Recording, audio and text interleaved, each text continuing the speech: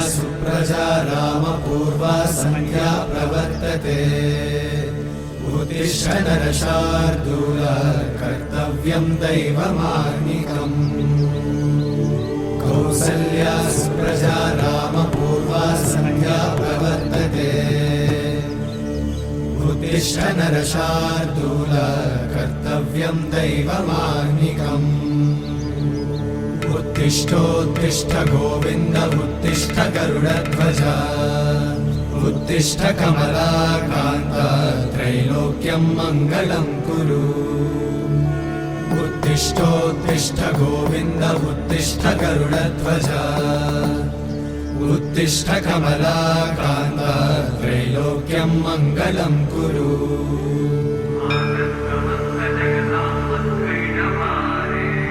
समस्त जगतां मधुकैटभारे। वक्षो विहारी मनोहर दिव्यमूर्ते। श्रीस्वामि निश्रित जनप्रिय दानशीले। श्रीवेङ्कटेश दयिते तव सुप्रभातम्। तव सुप्रभातमरविन्दलोचने। भवतु प्रसन्नमुखचन्द्रमण्डले। विधिशङ्करेन्द्रवनिताभिरर्चिते। वृषशैलनाथ दयिते दयानिधे। अत्र्यादिसप्तऋषयः समुपास्य सन्ध्या। आकाशसिन्धुकमलानि मनोहराणि। आदाय पादयुगमर्चयितुं प्रपन्ना। शेषाद्रिशेखर विभो तव सुप्रभातम्। पञ्चाननाब्ज भव षण्मुखवासवाद्या। त्रैविक्रमादिचरितं विबुधास्तुवन्ति। भाषापतिः पठति वासरशुद्धिमारात्। शेषाद्रिशेखर विभो तव सुप्रभातम्। ईषत्प्रफुल्ल सरसीरुहनारिकेळ पूगद्रुमादि सुमनोहर पालिकानाम्। आवाति मन्दमनिलः सह दिव्यगन्धैः। शेषाद्रिशेखर विभो तव सुप्रभातम्। उन्मील्य नेत्रयुगमुत्तम पञ्जरस्थाः। पात्रावशिष्ट कदलीफलपायसानि। भुक्त्वा सलीलमथ केळिशुकाः पठन्ति। शेषाद्रिशेखर विभो तव सुप्रभातम्। तन्त्री प्रकर्ष मधुरस्वनया विपञ्च। गायत्यनन्तचरितं तव नारदोऽपि। भाषा समग्रमसकृत्करचाररम्यम्। शेषाद्रिशेखर विभो तव सुप्रभातम्। वृन्दावली च मकरन्दरसानुविद्ध झङ्कारगीतनिरदैः सह सेवनाय। निर्यात्युपान्तसरसी कमलोदरेभ्यः।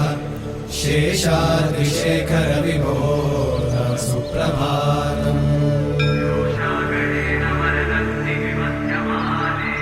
योषागणेन वरदन्नि विमध्यमाने। घोषालयेषु दधिमन्थन तीव्रघोषाः। रोषाकलिं विदधते ककुभश्च कुम्भाः। शेषाद्रिशेखर विभो तव सुप्रभातम्। पद्मेशमित्रशतपत्रगतानि वर्गाः।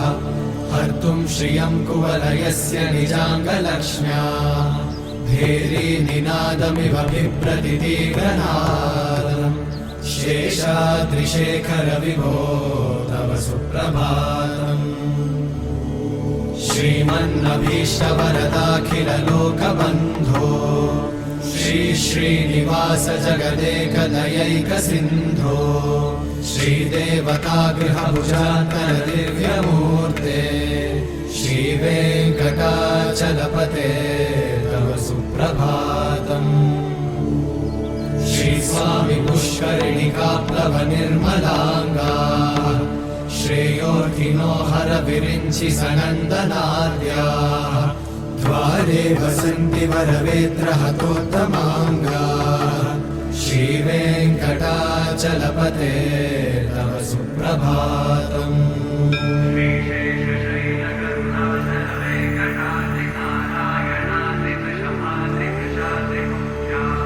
श्रीशेषशैलगरुडाचल वेङ्कटाद्रिनारायणाद्रिवृषभाद्रिवृषाद्रिमुख्या आख्यां त्वदीयवसतेरनिशं वदन्ति श्रीवेङ्कटाचलपते तव सुप्रभातम्।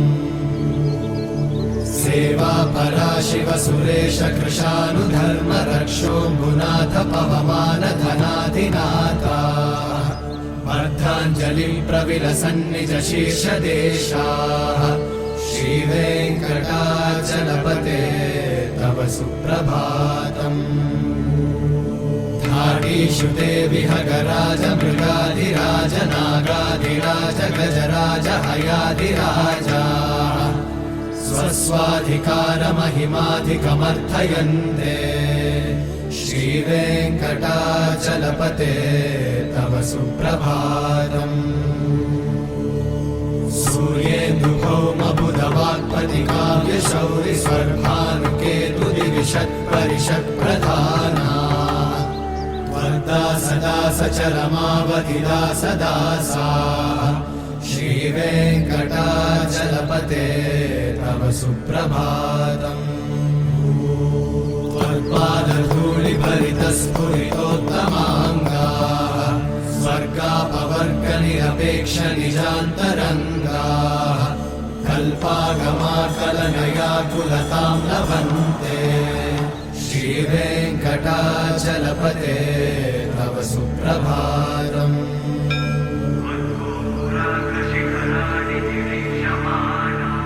त्वद्गोपुराग्रशिखराणि निरीक्षमाणाः स्वर्गापवर्गपदवीं परमां श्रयन्तः मर्त्या मनुष्यभुवने मतिमाश्रयन्ते श्रीवेङ्कटाचलपते तव सुप्रभातम्।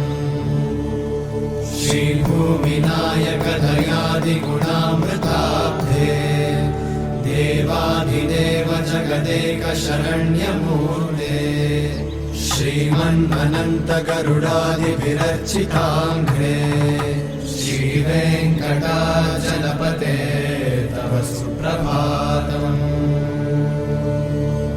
श्रीपद्मनाभ पुरुषोत्तम वासुदेव वैकुण्ठमाधव जनार्दन चक्रपाणि श्रीवत्सचिह्न शरणागत पारिजात श्रीवेङ्कटाचलपते तव सुप्रभातम्।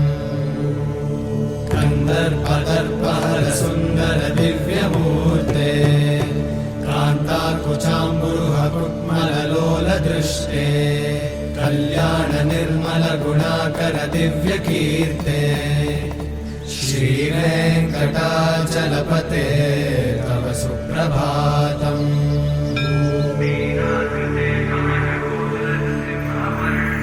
मीनाकृते कमठकोलनृसिंहवर्णिन् स्वामिन् परश्वत तपोधन रामचन्द्र शेषांश रामयतु नन्दन कल्किरूपा श्रीवेङ्कटाचलपते तव सुप्रभातम्। येलालवङ्गघनसार सुगन्धितीर्थम् दिव्यं वियत्सरिति हेमघटेषु पूर्णम् धृत्वाद्य वैदिकशिखामणयः प्रहृष्टाः तिष्ठन्ति वेङ्कटपते तव सुप्रभातम्।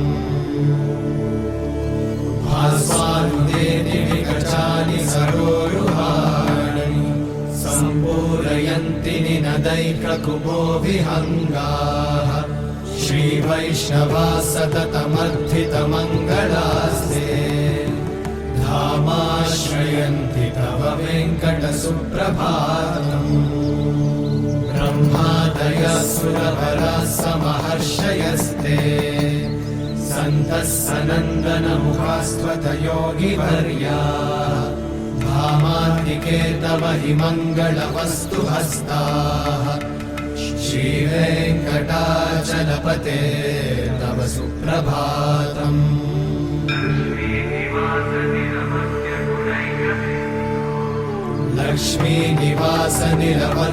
लक्ष्मीनिवासनिरवद्यगुणैकसिन्धो संसारसागरसमुत्तरणैकसेतो वेदान्तवेद्यनिजवैभवभक्तभोग्य श्रीवेङ्कटाचलपते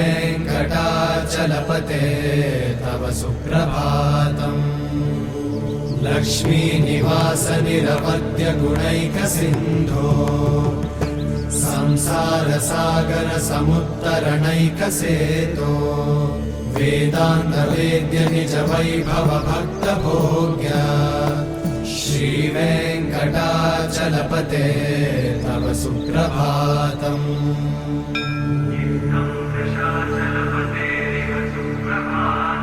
इत्थं वृषाचलपतेरिह सुप्रभातम् ये मानवाः प्रतिदिनं पठितुं प्रवृत्ताः तेषां प्रभातसमये स्मृतिरङ्गभाजाम्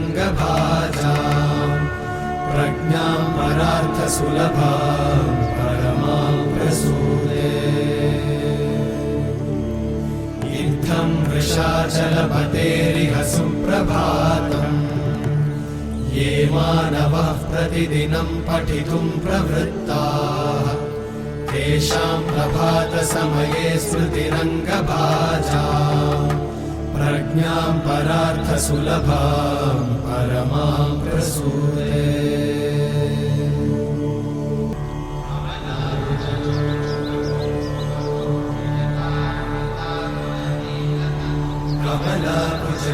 कमलाकुचूचुककुङ्कुमतो प्रियतानुनितातुलनीलतनो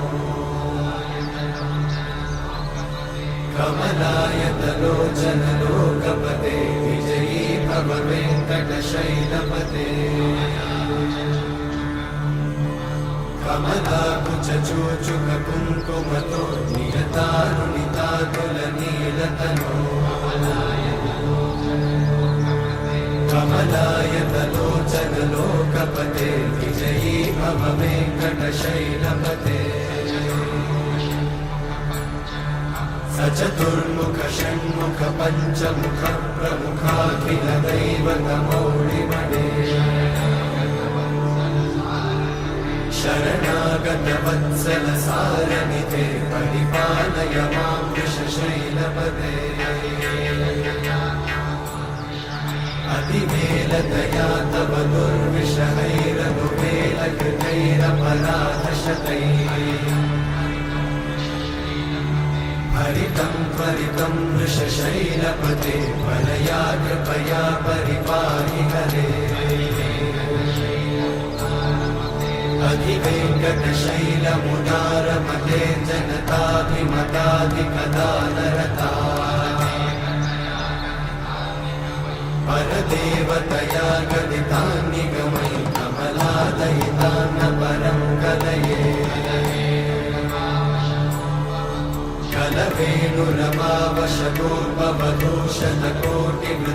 कलवेणुरमावशतोपवधूषणकोटिवृतात्स्मरकोटिसमा प्रतिवल्लविकाभिमतात् सुखदात् वसुदेवसुतान्न परं कलये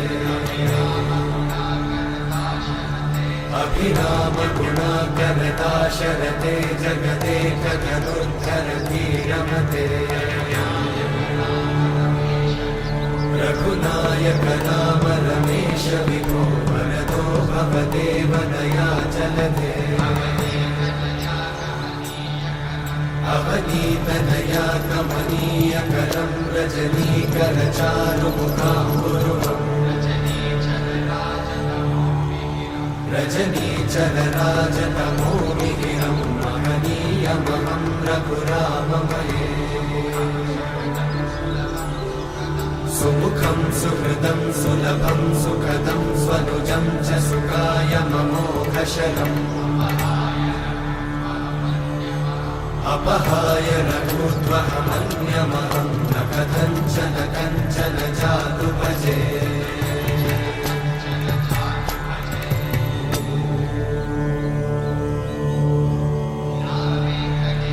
विना वेङ्कटेशं ननाथो ननाथः सदा वेङ्कटेशं स्मरामि स्मरामि हरे वेङ्कटेशं प्रसीद प्रसीद प्रियं वेङ्कटेशं प्रयच्छ प्रयच्छ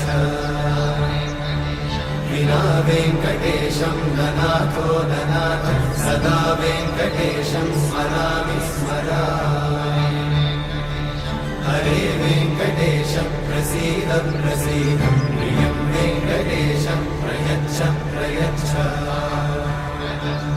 अहं दूरतस्ते पदाम्भोजयुग्मप्रणामेच्छया गद्य सेवां करोमि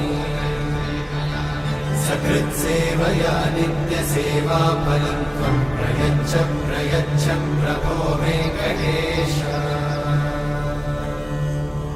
अज्ञानिना मया दोषान् अशेषान् विहितान् हरे क्षमस्वत्वं क्षमस्वत्वं शेषशैलशिखामणे अज्ञानिना मया दोषान् अशेषान् विहितान् हरे क्षमस्वत्वं क्षमस्वत्वं शेषशैलशिखामणे